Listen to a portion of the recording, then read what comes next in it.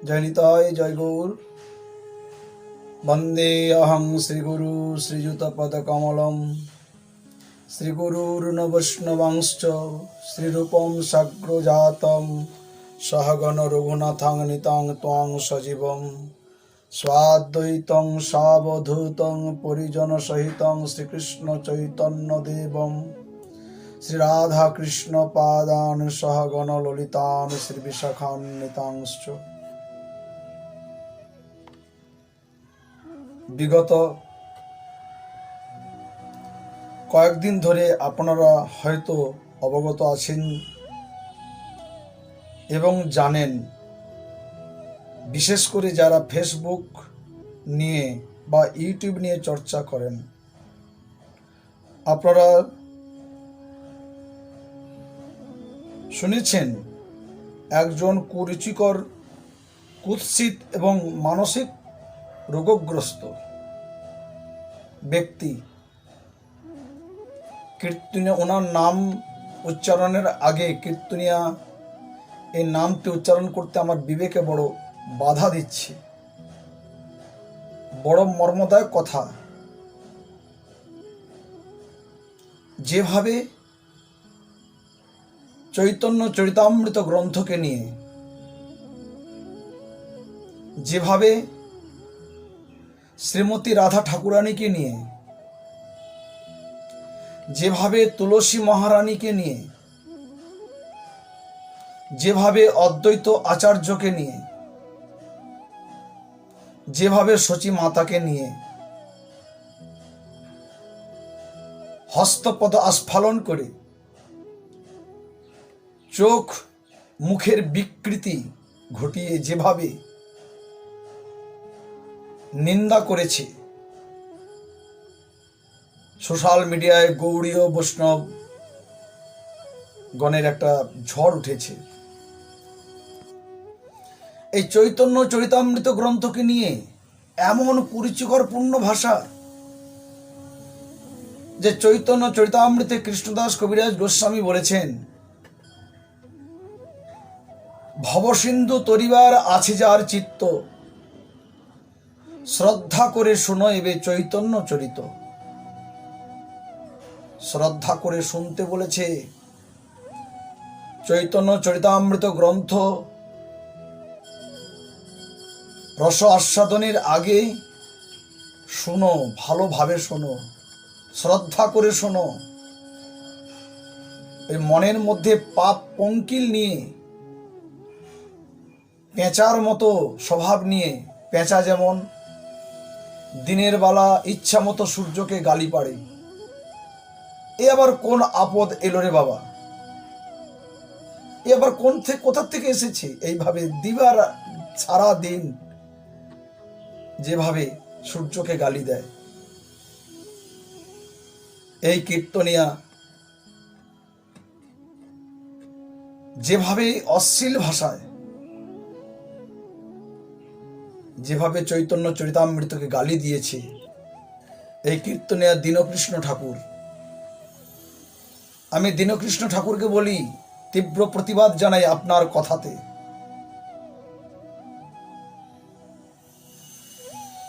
চৈতন্য চরিতামৃত গ্রন্থ দেখবার আগে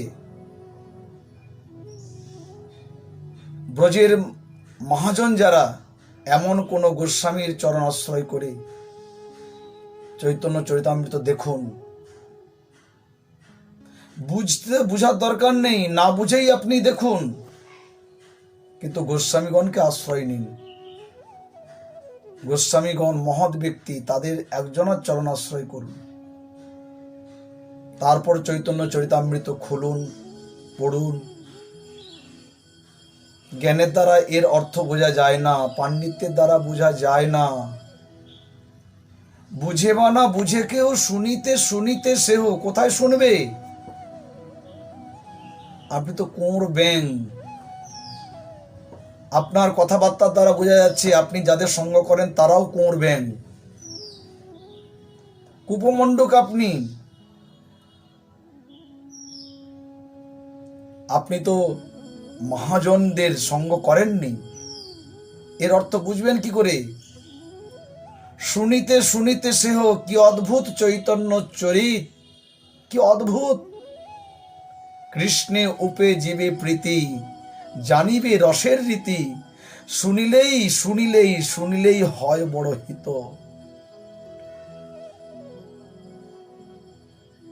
এই চৈতন্য চরিতামৃত গ্রন্থ সারা বিশ্ব আজ মর্মাহত আপনার এই কুরুচিকরপূর্ণ ভাষাতে।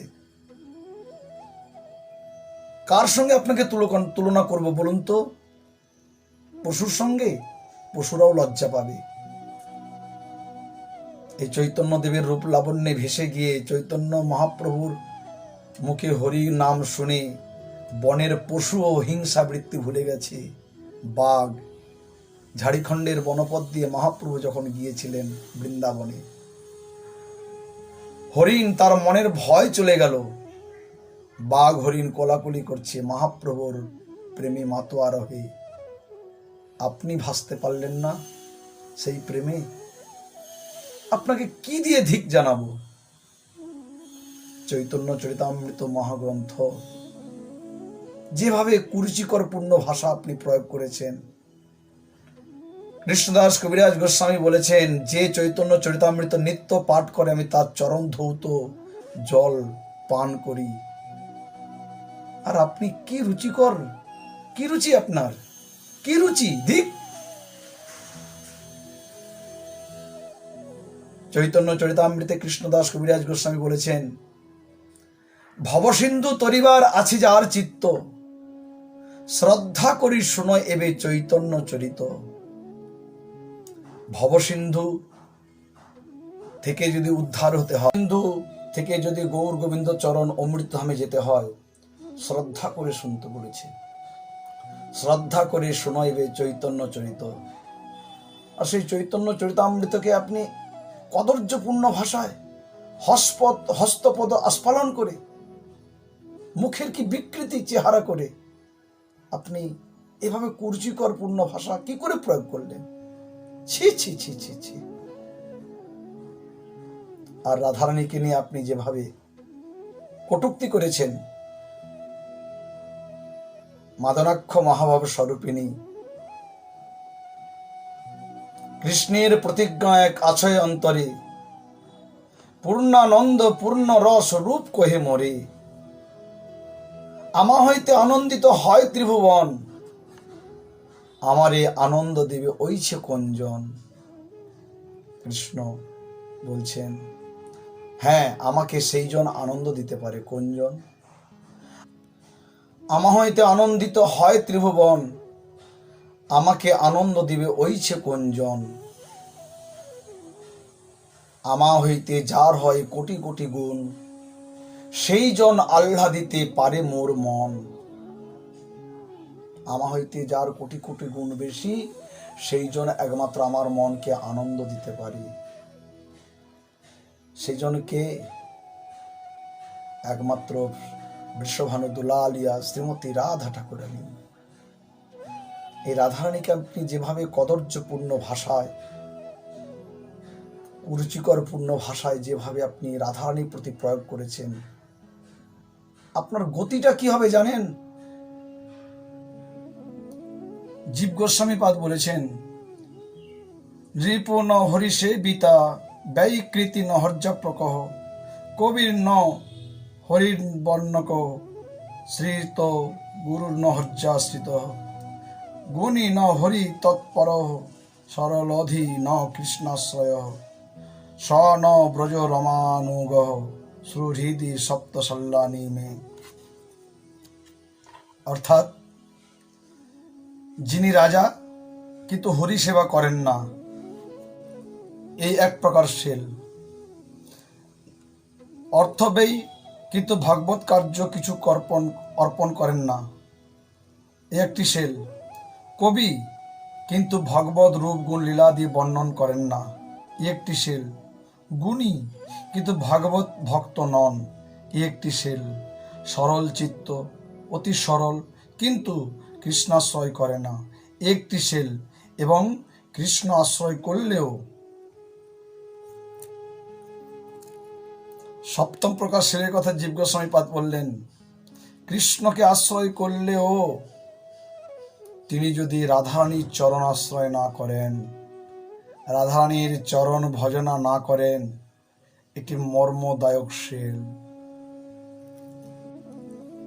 জীব গোস্বামীপাদের কথা শুনে রঘুনাথ দাস গোস্বামী খেদ করে বলছে, শ্রীজীব তুমি সত্য কথা বলেছ, যে একা কৃষ্ণের চরণ ভজনা করে আমার রাধা ঠাকুরানীকে মানে না, রাধা ঠাকুরানীকে বিশ্বাস করে না, রাধা ঠাকুরানীর চরণাশ্রয় করে না, সে কপটি, সে দাম্ভিকী, তার অপবিত্র ছায়াও আমি মাড়াতে চাই না, তার অপবিত্র ছায়াও যেন আমাকে দেখতে না হয়।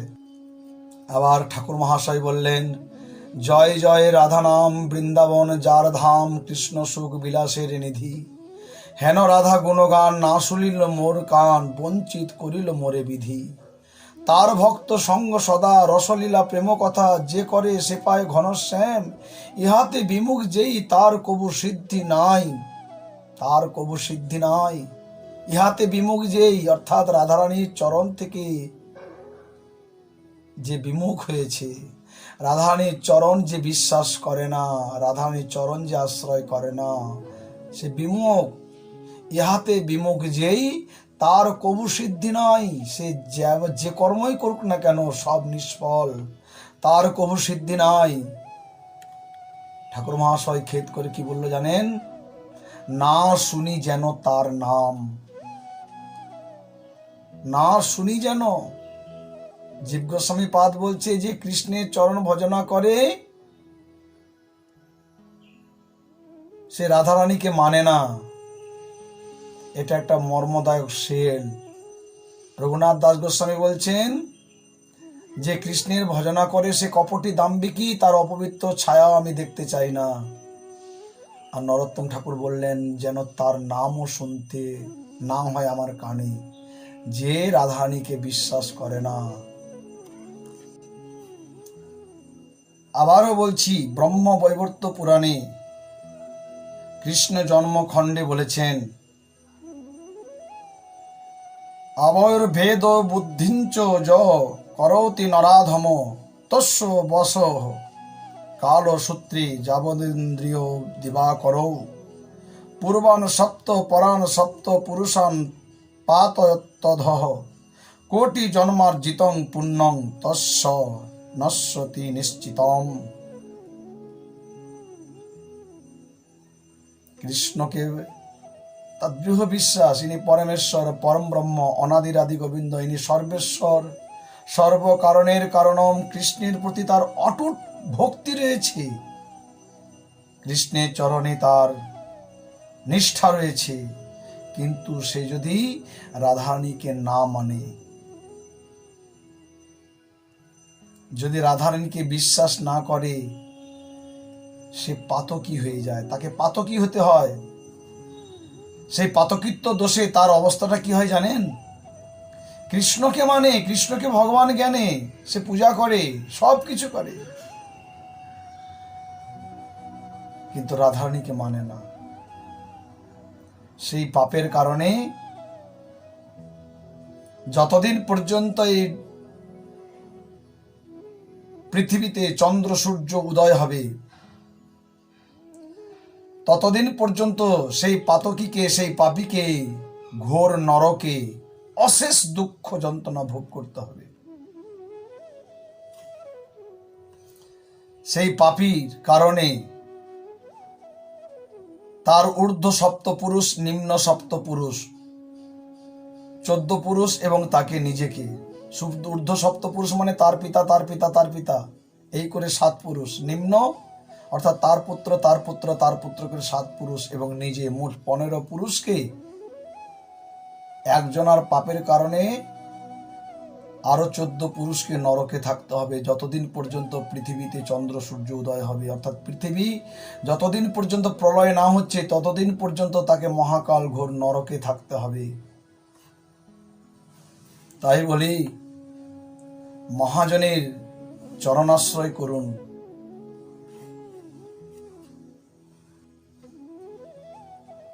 এবং যেভাবে তুলসী মহারানীকে নিয়ে আপনি কুরুচিপূর্ণ ভাষা প্রয়োগ করলেন, বড় মর্মাহত। 56 ভোগ 36 ব্যঞ্জন, বিনা তুলসীতে প্রভু এক নাই মান। গীতায় কৃষ্ণ অর্জুনকে বলেছেন, অর্জুন এই জগতে যা কিছু সবই আমার, যে আমাকে না দিয়ে খায় সেই চোর। তাহলে কৃষ্ণকে দিতে গেলে তো তুলসী দিয়েই তো কৃষ্ণকে দিতে হবে, না হলে তো কৃষ্ণ গ্রহণ করবেন না।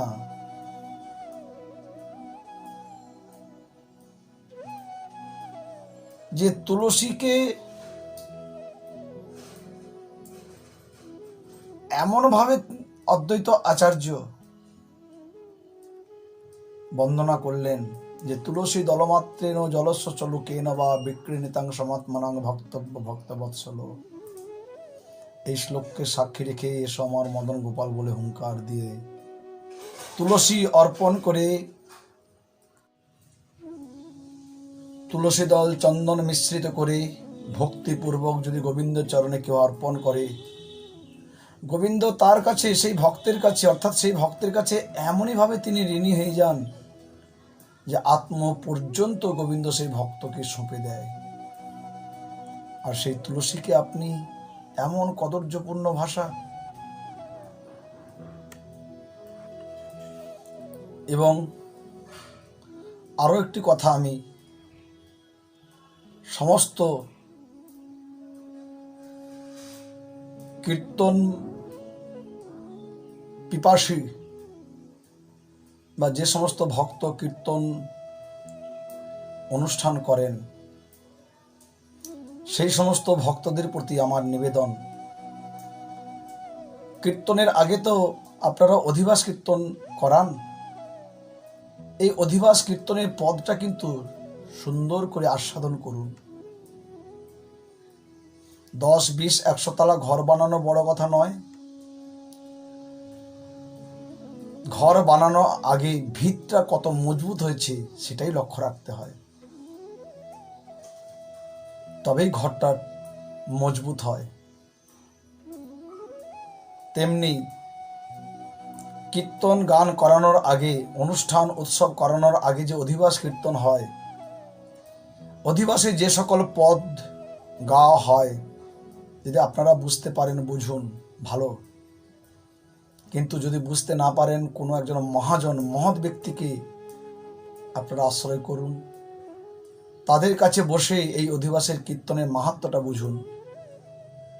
কীর্তন কার মুখে শোনা উচিত, কীর্তন কাদেরকে দিয়ে গাওয়ানো উচিত, ওই পদের মধ্যেই বলা হয়েছে। এটাই হলো ভক্তি জগতের ভিত।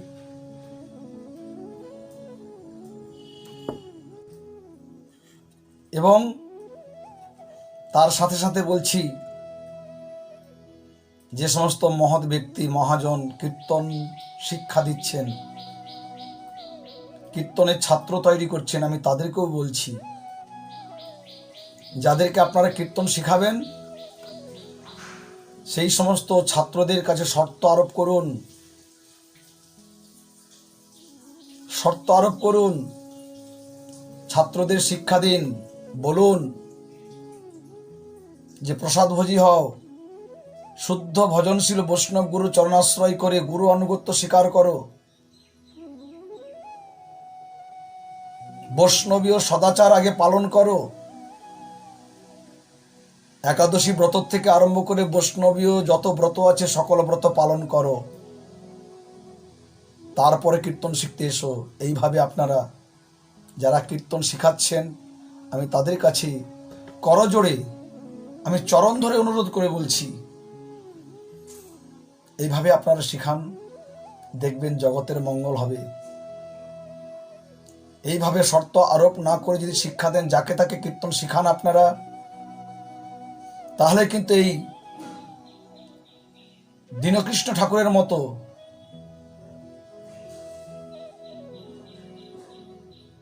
জাত, তার মুখে এইভাবে কটূক্তি আমাদের শুনতে হবে।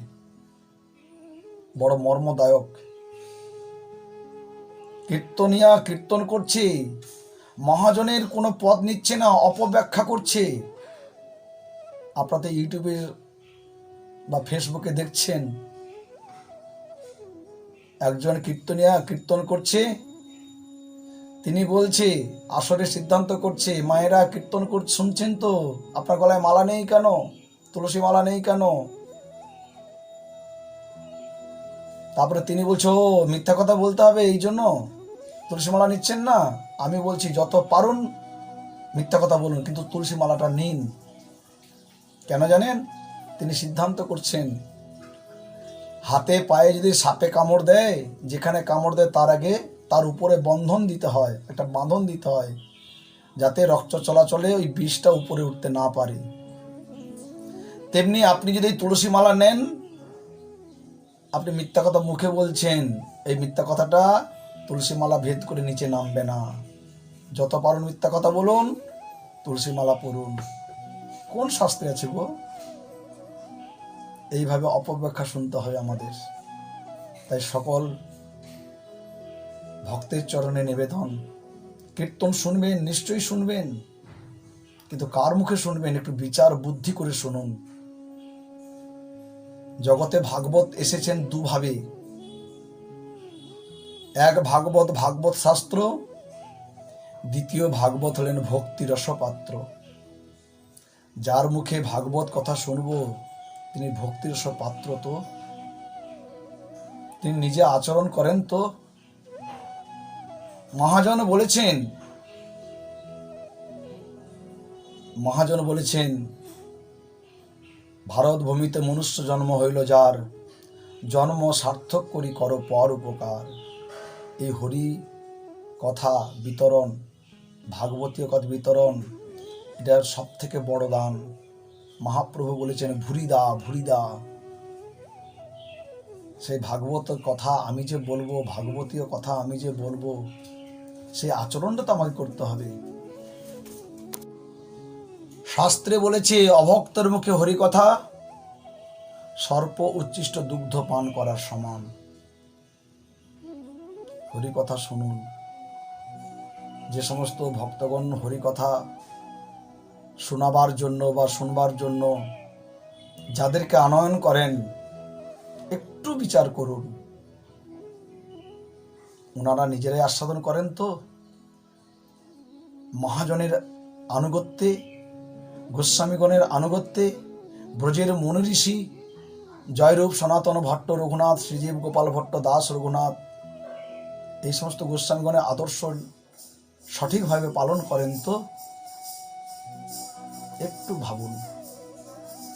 তাই সবার চরণে আমার এইটুকু নিবেদন, না লহিও কেহ দোষ, না করিও কেহ রোষ, প্রণম ভক্তের চরণে। আমি এই বলেই রাখছি। জয় নিতাই।